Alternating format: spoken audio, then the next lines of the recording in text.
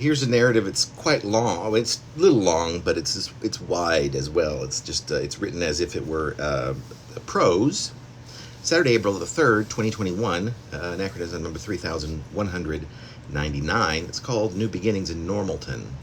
Now, this was just a couple years ago, a little over about 2.5 years ago, and we were in the middle of the pandemic, I believe, during this month, just so you know. New Beginnings in Normalton. Whitman and Fede were playing their usual afternoon game of mahjong. That movie last night Fede had popped out of concentrating on the table. That movie was damn spooky. It was all kinds of messed up. Was it? Whitman seemed particularly intent on keeping his focus on the game. Yeah, it was just too real. Without even a glance upward, Whitman responded, "People are crazy these days." He then took a long drag from a cigarette that appeared to be just ash, and placed a bright orange tile onto the pile, added, "Who's to know where even to begin?" Jenny checked the panel and was astonished to see that it was 3:40 p.m.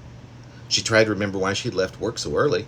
She had planned, assumed really, that she'd be in for the long haul again tonight, as usual, probably clocking out around 10. With her head spinning in an attempt of understanding what she was doing, her Pontiac had slowed to a crawl, and she instinctively flicked the blinker left and ready to make the turn onto Maple Drive.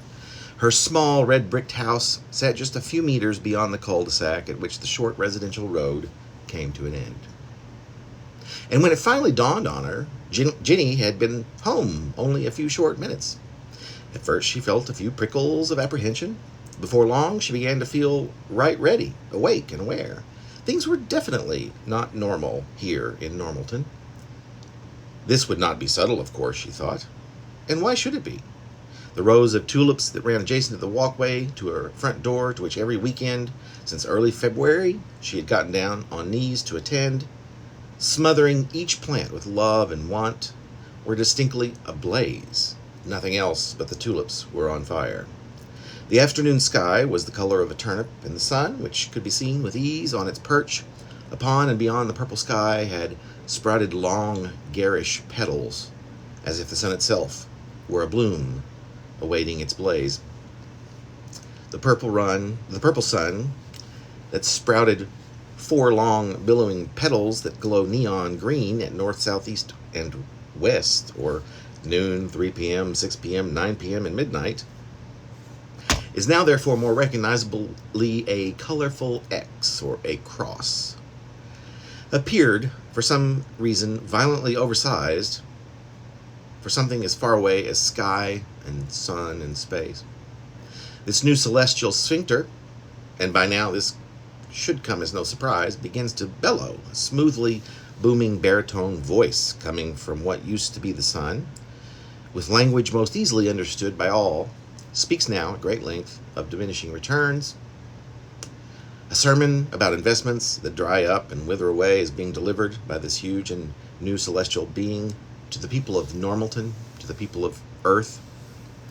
Several hours later, well into the night of diminished returns and the end of normalcy, as it was once comfortably known, Whitman arrives home, parks in the cul-de-sac at a precise 90-degree angle against Maple Drive, walks through the corridor of flaming tulips and into the front door of his home, where his wife Jenny sits facing the living room window as if it were an oversized television.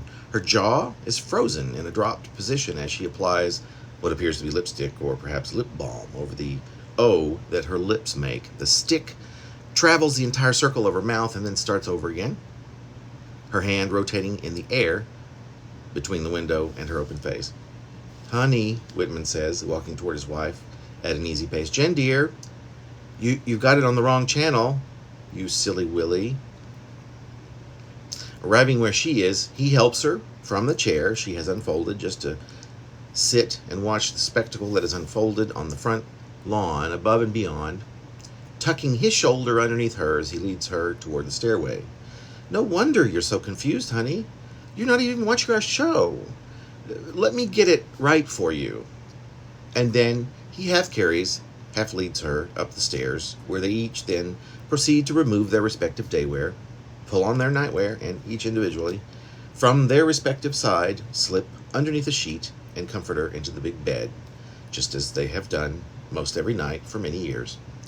Once each is packaged neatly atop the mattress and beneath the linens, their heads, the one belonging to Whitman, and, about a meter away, the one belonging to Jenny, swivel a little until each is propped just so on a pillow apiece. After a couple or so minutes, with eyes beginning to flutter a bit, both heads begin to fill with the deadpan rhythms of ordinary dreams.